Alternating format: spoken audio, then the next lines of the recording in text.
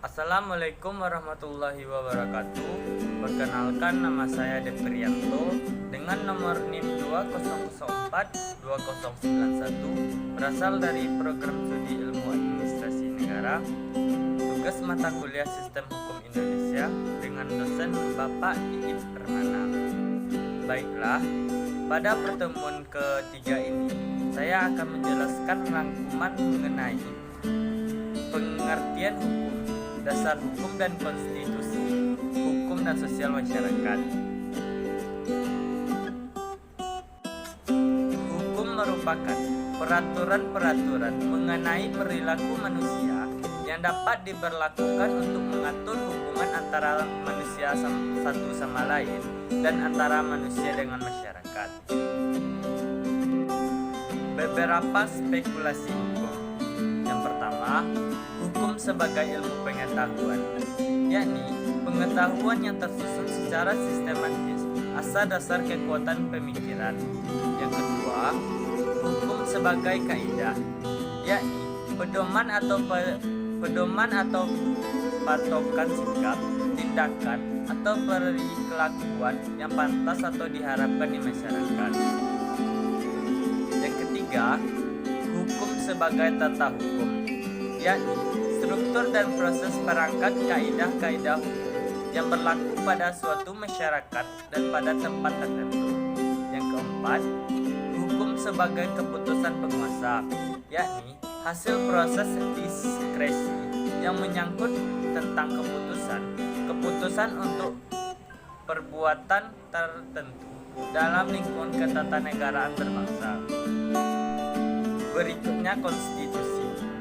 Konstitusi merupakan keseluruhan sistem ketatanegaraan suatu bangsa yang berupa kumpulan peraturan yang membentuk, mengatur, atau memerintah dalam pemerintahan suatu negara. Atau secara sederhananya adalah seperangkat hukum dasar yang dijadikan pegangan dan acuan dalam penyelenggaraan kehidupan bernegara. Muatan konstitusi terdiri dari tiga. Yang pertama, jaminan terhadap hak asasi manusia dan hak warga negara. Yang kedua, susunan ketatanegaraan suatu negara yang bersifat fundamental. Yang ketiga, adanya pembagian dan pembatasan tugas ketatanegaraan yang bersifat fundamental. Pembagian konstitusi atau hukum dasar terbagi menjadi dua.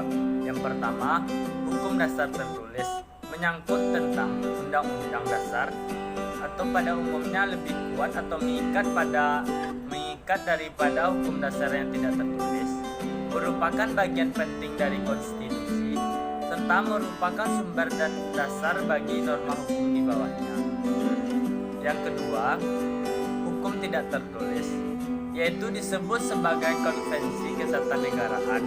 Sifat konvensi yaitu kebiasaan yang berulang kali dalam praktek penyelenggaraan, tidak bertentangan dengan Undang-Undang Dasar 1945, mudah diterima oleh masyarakat, dan sebagai pelengkap Undang-Undang Dasar untuk mengisi kekosongan hukum.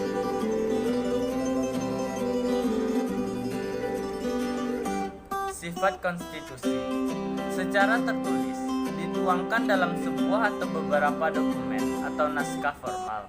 Dikatakan tidak tertulis apabila ketentuan-ketentuan yang mengatur suatu pemerintahan tidak dimuat dalam suatu dokumen tertentu, melainkan diatur dalam konvensi-konvensi atau undang-undang biasa. Hukum dan sosial masyarakat merupakan suatu sistem hukum, pencerminan daripada sistem sosial di masyarakat, di mana sistem hukum itu merupakan bagiannya. Hukum dan kekuasaan. Dalam perspektif politik, hukum merupakan suatu sarana dari elit yang memegang kekuasaan untuk dipergunakan bagi mempertahankan kekuasaannya. Secara sosiologis, elit tersebut merupakan bagian kecil dari masyarakat yang mempunyai kedudukan tinggi dalam masyarakat. Hukum dan nilai-nilai sosial budaya. Hukum sebagai kaidah atau norma sosial tidak terlepas dari nilai-nilai yang berlaku dalam suatu masyarakat, dan dapat dikatakan bahwa hukum merupakan pencerminan dari konkretisasi daripada nilai-nilai yang ada di masyarakat. Baiklah, itu saja sedikit pemahaman saya saja mengenai materi pada pertemuan ketiga ini. Saya sudahi. Assalamualaikum warahmatullahi wabarakatuh.